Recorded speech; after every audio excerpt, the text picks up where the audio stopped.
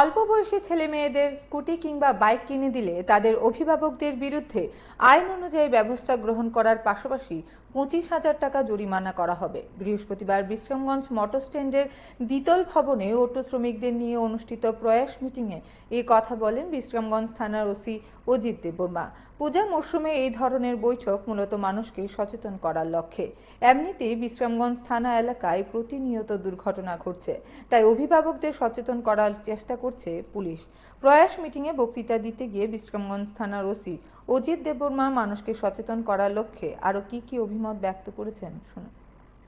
আমরা হেলমেট পরতে হইব, আর গাড়িগুলি যদি আপনারা চালান তাহলে সিট বেল্ট আছে, সিট বেল্ট অবশ্যই আপনারা ব্যবহার করবেন, ওটা লক করবেন।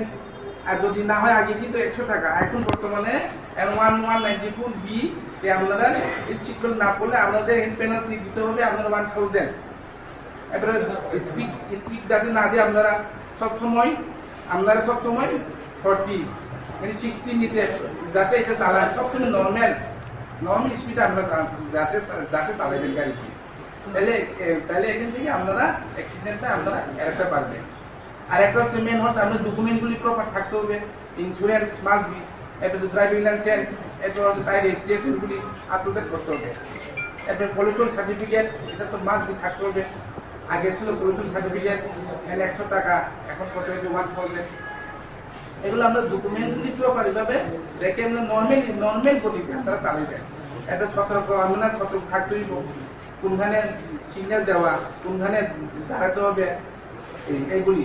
তারপরে টার্নিং এর সময় রাস্তাতে বিভিন্ন টার্ন থাকতে পারে, যাতে এনে আমরা শর্ট টার্ন যাতে না নেয়, পরে নিয়েছি না আমরা শূন্যভাবে যাবেন নর্মাল এনে গতিতে।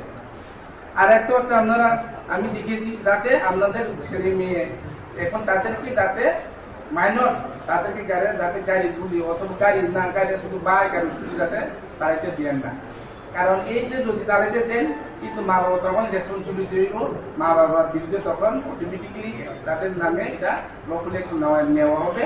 এরপরে ফার্স্ট পেনাল্টি হবে 25,000 এবং নিউ সেকশনে, যাতে তাদেরকে যাতে না দেওয়া হয়। এরপর সেকেন্ড হচ্ছে 50,000।